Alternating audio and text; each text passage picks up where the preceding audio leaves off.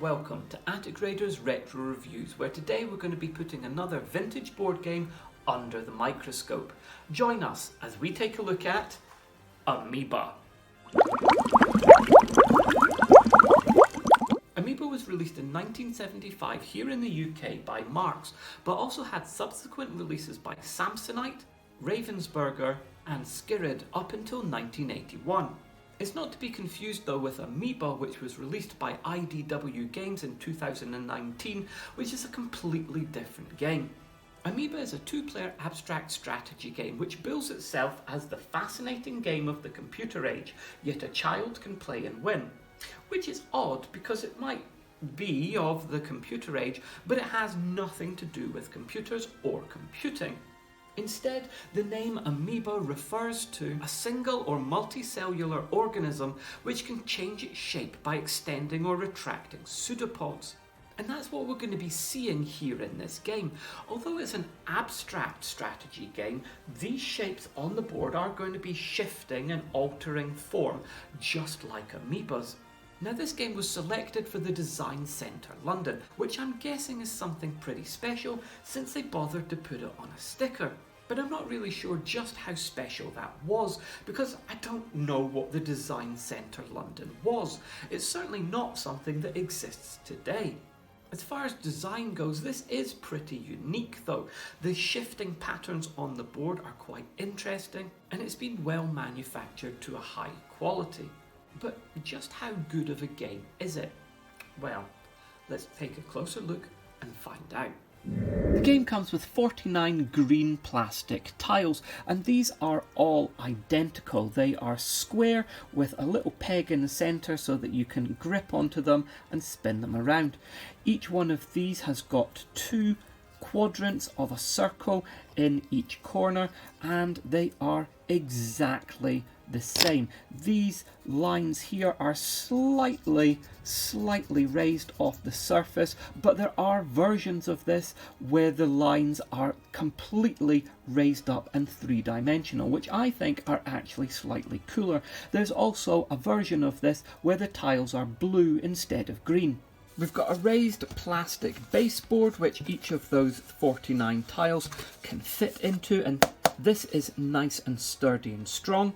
And we've got a pack of 52 custom playing cards, which each one shows you some of the different designs that it's possible to make by turning those tiles on the board, thus making these different shapes of amoeba. There are numbers in the top and bottom corner here, and these tell you how many tiles you'll need to turn in order to make this design. So we can make this one by just turning one tile. There are two designs that you can make by turning two tiles. There's 6 designs that you can make by turning 3 tiles, 24 designs can be made by turning 4 tiles, and 19 designs can be made by turning 5 tiles. To set up the game, all of the tiles are placed onto the game board, positioned so that they form rows of circles. Once the game board's set up, then you take the cards, shuffle them, and deal 3 to each player. You can then have a look at those, and those will show you which amoeba patterns you are going to try to make. Now, the number in the corner tells you how many tiles you need to turn in order to make that pattern, but that number is also how many points that pattern is worth to you. So on your go, you're going to take any one of the tiles on the board and you're going to rotate it 90 degrees and put it back.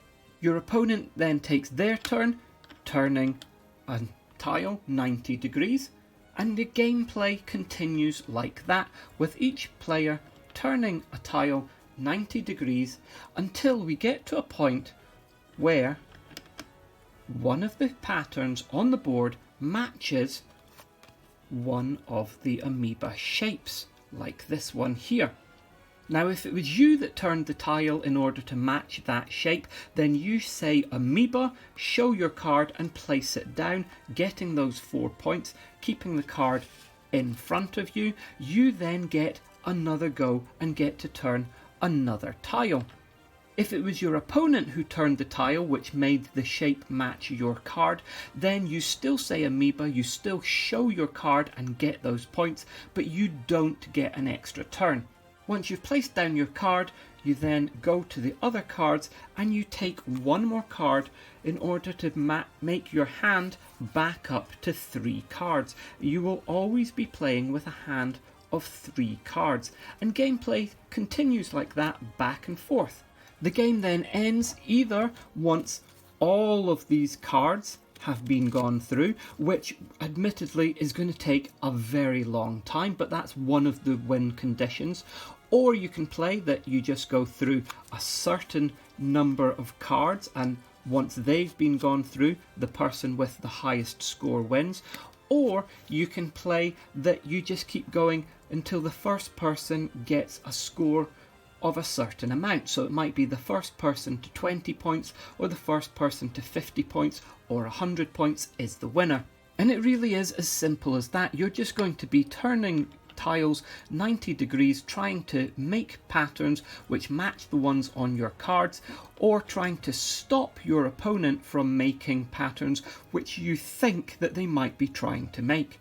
Because while it's very easy to make an amoeba pattern which is worth only 2 points almost anywhere on the board, amoeba shapes which are worth 5 points are only going to be able to be made diagonally in the centre of the board, and that means that you're going to be vying with your opponent for that space. You can't really make one of yours without destroying one of theirs. So while you can keep plugging away just trying to make one shape in the middle of the board, you're going to have to react to what your opponent does and maybe move where on the board you're going to make your shape, or which orientation you're going to make your shape, or possibly even have to go for one of the other shapes in your hand of 3 in order to just score some points. Because sometimes it can be much easier to score a 3 and a 2 than it is to score a 5 in the same amount of time. Eventually though, either all of the cards will have been gone through, or more likely you'll hit the target number that you agreed upon at the start of the game, and when that happens and you get amoeba, your final shape, and you beat your target, so in this case 30 points, then either you or your opponent is the winner. Although it's an abstract strategy game, Amoeba is exceptionally easy to learn and play. The rules are simple to teach and easy to follow. It's primarily a game for 2 players, but as the rules do state, you can play with more than 2 people. And to be honest, I think this is one that actually would benefit from being a 3 or 4 player game. Now it is a strategy game, but there is quite an element of luck to it. The random hand of 3 cards that you get that you're able to play with can vary a lot throughout this game. Sometimes you're dealt a hand of cards which are very simple to make, and you can just do one, going straight into another pattern, going into your third pattern, and score lots of points one after the other, getting extra turns each time. But other times you get a hand of cards which are all very difficult to make, and you spend ages trying to make them while your opponent rattles through theirs. So there is quite an element of luck in this, which does distract from the strategy element. Because your biggest 5-point cards are the longest ones, then you'll find that quite often you're vying with your opponent or opponents to try and make the same pattern in the same space on the board, which obviously is a main part of the gameplay. But with this, it can lead to really repetitive loops of play.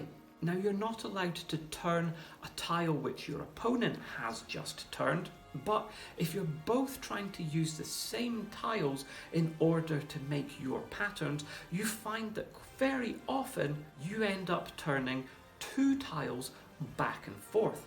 If you're both determined to make your pattern in the same space, then this can become a repetitive loop that just does not break until one of you gives up and allows the other person to make their pattern. But of course, them making their pattern means that you're not going to be able to make your pattern, and the game board is going to change and then change again because they get an extra go, and your pattern is going to get further and further away from what's actually on the board.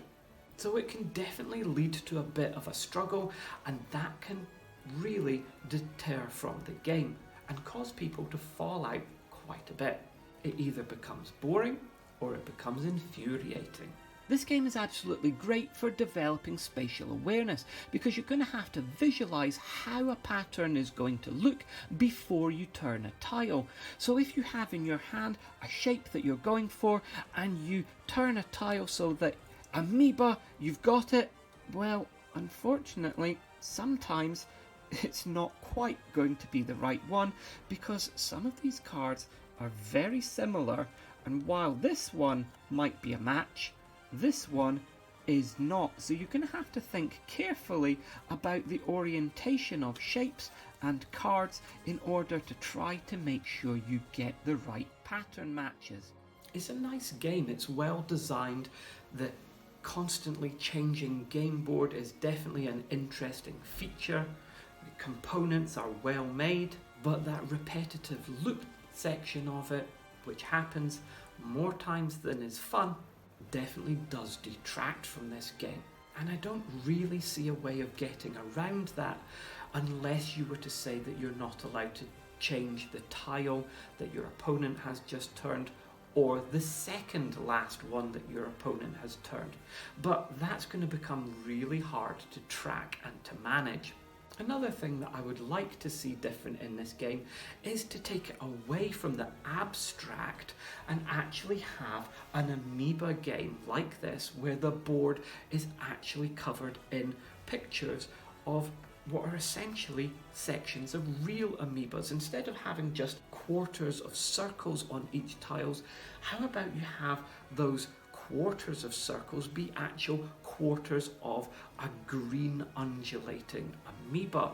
It could even be embossed, raised, coloured green with little kind of filaments or hairs coming out of it, and I think that would probably give a much more appealing look.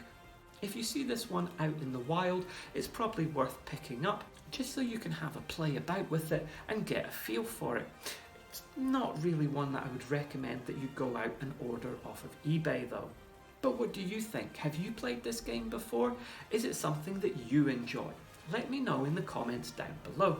I hope you've enjoyed what you've seen here today, and if you have, please remember to like and subscribe, and we'll see you next time on Attic Raiders Retro Reviews.